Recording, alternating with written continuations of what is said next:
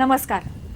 आज पौष कृष्ण द्वितीया शके 1936 सादर करत आहोत ठाणे वार्ता। ठळक घडामोडी।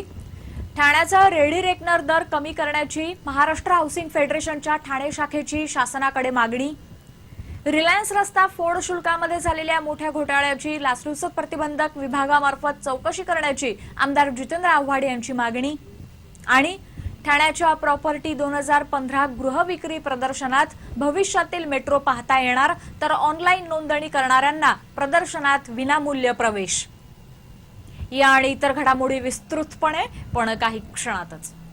ठाणे वार्ता पहा श्रीस्थानक वाहिनीवर। आता सकाळी 9:15 पासून रात्री 9:15 पर्यंत ठाणे वार्ता, ठाण्यातील पहिलं दृकश्राव्य माध्यम। श्रीस्थानक वाहिनी ठाण्याची स्वतःची वाहिनी। ठाण्यातील घडामोडी, कार्यक्रम, वादविवाद, अगदी गाणी, नाटक याचा आनंद घर बसल्या पहा श्रीस्थानक वाहिनी। आपल्या ठाण्याचं हक्काचं व्यासपीठ श्रीस्थानक वाहिनी। ठाणे वार्ता आता संकेतस्थळावर देखील ठाणेवार्ता.com वर क्लिक करा आणि ठाण्याच्या घडामोडी जाणून घ्या। ठाण्यातील पहिलं ऑनलाईन माध्यम ठाणेवार्ता.com। नमस्कार मंडळी, दर रविवारी पाहायला विसरू नका। नमस्कार मंडळी, आपल्या प्रश्नांचं थेट उत्तर। ठाणे वार्ता पहा श्रीस्थानक वाहिनीवर। आता सकाळी 9:15 पासून रात्री 9:15 पर्यंत ठाणे वार्ता, ठाण्यातील पहिलं दृकश्राव्य माध्यम। शासनानं वाढवलेले रेडी रेकनरचे दर कमी करावेत अशी मागणी महाराष्ट्र चेंबर ऑफ हाऊसिंग फेडरेशनच्या ठाणे शाखेनं शासनाकडे केली आहे। ही माहिती MCHIच्या सूरज परमार यांनी दिली। शासनानं रेडी रेकनरचे दर वाढवल्याबाबत बांधकाम व्यावसायिकांची प्रतिक्रिया काय यावर बोलताना सूरज परमार यांनी एका पत्रकार परिषदेत ही माहिती दिली। आम्हाला आशा आहे की शासन रेडी रेकनरचे दर कमी करेल अशी पुष्टीही परमार यांनी यावेळी जोडली। ठाण्यामध्ये अनेक सदनिका रिकाम्या असताना आणि बाजारात मंदी असताना गृह विक्री प्रदर्शनाचा फायदा होईल का यावर बोलताना त्यांनी सांगितलं की ठाणे हे गुंतवणुकीभिमुख बाजारपेठ नसून इथे जागांची गरज असलेल्या व्यक्तीच जागा घेतात, त्यामुळे बाजारातील मंदीची ठाण्यात फारशी झळ बसली नसल्याचा दावा यावेळी सूरज परमार यांनी केला। नवीन अग्निशमन धोरणामध्ये सदनिकेत स्प्रिंकल्स लावण्याचा नियम आला असून शासनाचा कोणताही नियम हा बांधकाम व्यावसायिकांना बंधनकारक असतो, त्यामुळे जेव्हा हा नियम लागू होईल तेव्हा तशा सुविधा उपलब्ध करून द्याव्या लागतील असं सांगण्यात आलं। बांधकाम आराखड्यांना वेळेवर मंजुरी मिळावी आणि ठाणेकरांना फायदा व्हावा अशी धोरणं असावीत, अशा नव्या महापालिका आयुक्तांकडून आमच्या अपेक्षा असल्याचं जितेंद्र मेहता यांनी सांगितलं। बांधकाम व्यावसायिकांकडून होणाऱ्या फसवणुकीबाबत MCHIची भूमिका काय या प्रश्नावर बोलताना एखाद्या बांधकाम व्यावसायिकाला दंड झाला म्हणजे त्यानं फसवणूक केली असं होत नाही। अनेकदा बांधकाम व्यावसायिक भोगवटा प्रमाणपत्र नसताना सदनिकेचा ताबा देतो आणि त्यापोटी त्याला दंड भरावा लागतो। हा प्रकार फसवणूक म्हणजे चीट नसून ग्राहकाला दिलेली ट्रीट आहे असं सूरज परमार यांनी या प्रश्नावर बोलताना सांगितलं।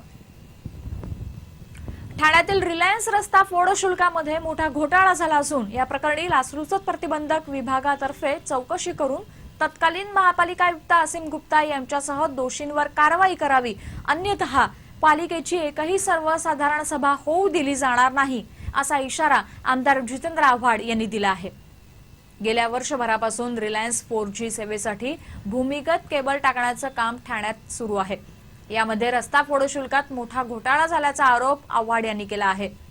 29 डिसेंबरच्या सर्वसाधारण सभेत रिलायन्सच्या रस्ता फोड शुल्काचा प्रस्ताव मांडण्यात आला होता, तेव्हा बारवाल्यांबरोबरच्या बैठकीच्या निमित्तानं काँग्रेस, राष्ट्रवादी काँग्रेसचा आणि भारतीय जनता पक्षाच्या काही धुरीणांचा विरोध डावलून हा प्रस्ताव मंजूर करण्यात आला। या प्रस्तावाला विरोध करणारा अहवाल कार्यकारी अभियंत्यांनीही सादर करून नगर अभियंता KD लाला यांनी हा प्रस्ताव मंजूर केला। पालिका हद्दीत 85 किलोमीटर लांबीच्या रस्त्याखाली भूमिगत केबल टाकण्यास मंजुरी मागण्यात आली आहे, पण मंजुरीपूर्वीच 45 किलोमीटरचे रस्ते खोदण्यात आले आहेत। रस्ते खोदाईसाठी 8,385 रुपये दर असताना रिलायन्सला अवघा 72 रुपये दर आकारण्यात आला आहे। यामुळे रस्ते खोदाईतून 150 कोटी रुपये अपेक्षित असताना केवळ 10 कोटी रुपये वसूल झाले आहेत। पालिका आर्थिक अडचणीत असताना मोठ्या उत्पन्नाची संधी दवडून शिवसेनेनं रिलायन्ससाठी पायघड्या घातल्याचा आरोप आव्हाड यांनी केला आहे। तेव्हा या प्रकरणी लाचलुचपत खात्यातर्फे चौकशी करावी आणि नव्यानं प्रस्ताव मंजुरीसाठी आणावा अशी मागणी आमदार जितेंद्र आव्हाड यांनी केली आहे. मंजुरीपूर्वी खोदकाम सुरू झाल्यास त्याला विरोध करण्याचा इशारा आमदार जितेंद्र आव्हाड यांनी दिला आहे. उत्तर प्रदेशमधील एका दाम्पत्यानं सुप्रसिद्ध अशा पूना गाडगिळ ज्वेलर्सची सुमारे 11.5 लाखांची फसवणूक केल्याचं उघडकीस आलं आहे. मूळचे उत्तर प्रदेशचे असलेले हरीश सिंग आणि त्यांची पत्नी संध्या सिंग यांनी ही फसवणूक केल्याचं उघडकीस आलं आहे. सध्या मीरा रोड इथे राहणाऱ्या सिंग दाम्पत्यानं पुना गाडगिळ ज्वेलर्सच्या दुकानात दागिने खरेदीसाठी म्हणून भेट दिली आणि दुकानातील निरनिराळे दागिने पाहून 10 लाखांचं एक कलकत्ती मंगळसूत्र आणि 1,38,000ची एक चेन आणि ब्रेसलेट त्यांनी खरेदी केलं. हे दागिने खरेदी करून त्यांनी त्या बदल्यात 11,45,000चे विविध बँकांचे धनादेश दिले आणि दागिने घेऊन निघून गेले. मात्र हे धनादेश न वटल्यामुळे पुना गाडगिळ ज्वेलर्सची सुमारे 11.5 लाखांची फसवणूक झाली असून सध्या पोलीस या सिंग दाम्पत्याचा शोध घेत आहेत. ठाण्यामध्ये शिधावाटप कार्यालयाच्या तहलकी कारभारामुळे शिधापत्रिकाधारकांना धान्यासाठी वणवण करावी लागत आहे. निकृष्ट धान्य न उचलणाऱ्या ठाण्यातील 2 दुकानांवर अशी कारवाई झाल्यानं या दुकानातून शिधावाटपधारकांना महागडं धान्य खरेदी करून गुजराण करावी लागत आहे. दारिद्र्य रेषेखालील कुटुंबांना आणि केशरी रंगाच्या कार्डधारकांना तांदूळ, गहू तसंच जीवनावश्यक धान्याचं वाटप होतं. हे धान्य अन्न पुरवठा महामंडळाच्या गोदामातून पुरवलं जातं. मात्र अनेकदा ते निकृष्ट दर्जाचं असतं. दुकानदारांना धान्य पुरवताना त्यांना नमुना दाखवला जात नाही. दुकानात आल्यानंतर खराब धान्य पाहून दुकानदारांना त्याचा फटका बसतो.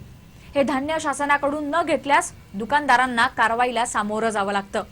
वर्तकनगर ग्राहक सहकारी संस्थेनं असं निकृष्ट धान्य घेण्यास नकार दिल्यानं त्यांच्या 2 दुकानांचे परवाने निलंबित करण्यात आले आहेत. मुंब्र्यामध्येही काही ठिकाणी असा प्रकार घडला आहे. त्यामुळे कारवाई झालेल्या दुकानातील शिधापत्रिकाधारकांना धान्यासाठी वणवण करावी लागत आहे. ठाणे वार्ता पहा श्रीस्थानक वाहिनीवर.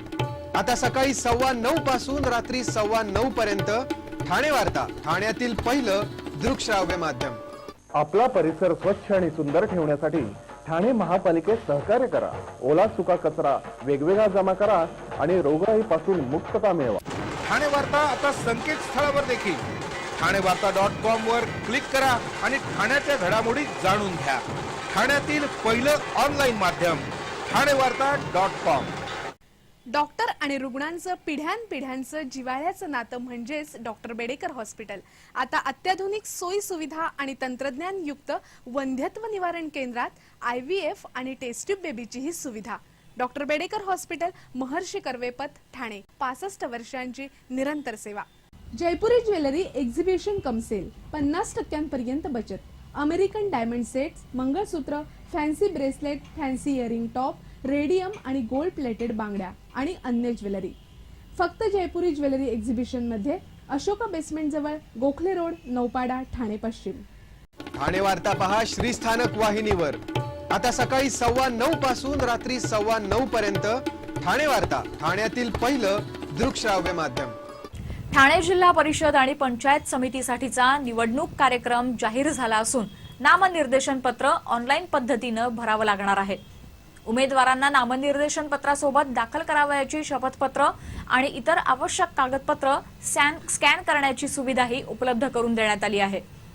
www.panchayatelection.maharashtra.gov.in या संकेतस्थळावर उमेदवाराला प्रथम नोंदणी करावी लागणार आहे. जिल्हा परिषद अथवा पंचायत समिती निवडणूक अशी जी निवडणूक लढवायची असेल त्याप्रमाणे नोंदणी करून पासवर्ड आणि ID मिळवावा लागणार आहे. त्यानंतर उमेदवाराला स्वतःची माहिती भरता येईल. लोकशाहीचा चौथा स्तंभ असलेल्या पत्रकारांनी नेहमी सजग राहून समाजाच्या हिताचा वापर करताना निर्भीडपणे वृत्तांकन करावं असे विचार महापौर संजय मोरे यांनी व्यक्त केले. ठाणे शहर दैनिक पत्रकार संघातर्फे आयोजित पत्रकार दिनाच्या कार्यक्रमात महापौर बोलत होते. या कार्यक्रमाला ठाण्यातील पत्रकार उपस्थित होते. आद्य पत्रकार बाळशास्त्री जांभेकर यांच्या प्रतिमेला पुष्पहार अर्पण करून यावेळी अभिवादन करण्यात आलं. ठाणे पत्रकार संघाच्या वतीनेही पत्रकार दिन साजरा करण्यात आला. या पत्रकार दिनाच्या निमित्तानं स्वाती नाईक, सजना नांबियार, तृप्ती देसाई, वैशाली बालाजीवाले, अनिता शुक्ला, नेत्रा धुरी, शर्मिला कलंगुटकर, विनम्रता बोरवणकर या महिला पत्रकारांचा खास गौरव करण्यात आला. सुप्रसिद्ध लेखिका विजया वाड यांच्या हस्ते हा गौरव करण्यात आला. ठाण्यामध्ये प्रथमच फक्त महिलांसाठी रिक्षा सेवा सुरू करण्यात आली आहे. महिलांच्या सुरक्षेला प्राधान्य देण्यासाठी प्रादेशिक परिवहन कार्यालयानं या फक्त महिलांसाठी रिक्षा सेवेला मंजुरी दिली आहे. ठाण्याच्या वाहतूक शाखेच्या उपायुक्त रश्मी करंदीकर यांची ही कल्पना असून त्यांच्या हस्ते या सेवेचा शुभारंभ करण्यात आला. महिलांसाठी असलेल्या या रिक्षांमध्ये पुरुष प्रवाशांना बसता येणार नाही. कल्याण, ठाणे, मोहने, आंबिवली, टिटवाळा या मार्गावर या रिक्षा चालवल्या जाणार आहेत. या रिक्षा चालवणाऱ्या चालकांची संपूर्ण माहिती परिवहन कार्यालयानं जमा केली असून रिक्षा चालकांना त्यांचा परवाना तसंच हेल्पलाईनचा क्रमांक रिक्षात लावावा लागणार आहे. महाराष्ट्र चेंबर ऑफ हाऊसिंग फेडरेशनच्या ठाणे शाखेतर्फे ठाण्यातील हायलंड गार्डन इथे 16 जानेवारी ते 19 जानेवारी दरम्यान प्रॉपर्टी 2015 या गृहविक्री प्रदर्शनाचं आयोजन करण्यात आलं आहे. एका पत्रकार परिषदेत MCHIच्या ठाणे शाखेचे अध्यक्ष सुरेश परमार यांनी ही माहिती दिली. यंदाच्या प्रदर्शनाचं मुख्य वैशिष्ट्य म्हणजे या प्रदर्शनात भविष्यात येणाऱ्या मेट्रो रेल्वेची प्रतिकृती पाहायला मिळणार आहे. मेट्रो रेल्वे दिसते कशी, तिची स्थानकं कशी असतात, तिच्या आतमध्ये सोयीसुविधा काय आहेत याची प्रतिकृती या प्रदर्शनात पाहता येईल असं सूरज परमार यांनी सांगितलं. दुसरं वैशिष्ट्य म्हणजे जे ग्राहक या प्रदर्शनासाठी ऑनलाईन नोंदणी करतील त्यांना हे प्रदर्शन विनामूल्य पाहता येणार असल्याचंही परमार यांनी सांगितलं. यंदा प्रदर्शनातून गृहविक्रीबरोबरच ठाणे शहराला महत्त्व देण्यात आलं आहे. ठाण्यामध्ये 146 शैक्षणिक संस्था, 350हून अधिक रुग्णालयं, 64हून अधिक तलाव आहेत. अशा या तलावांच्या शहरात राहायला यावं म्हणून या प्रदर्शनातून प्रवृत्त केलं जाणार असल्याचं सांगण्यात आलं. या प्रदर्शनात 100हून अधिक बांधकाम व्यावसायिक आणि 20हून अधिक गृहवित्त कंपन्या सहभागी होणार आहेत. भिवंडी, अंबरनाथ, बदलापूर, वाशिंद, आसनगाव अशा ठाणे आणि ठाण्याजवळचे विविध बांधकाम प्रकल्प या प्रदर्शनात पाहायला मिळणार असून भिवंडी पॅव्हेलियनमध्ये परवडणारी घरं विक्रीसाठी उपलब्ध करून देण्यात आल्याचं सूरज परमार यांनी सांगितलं.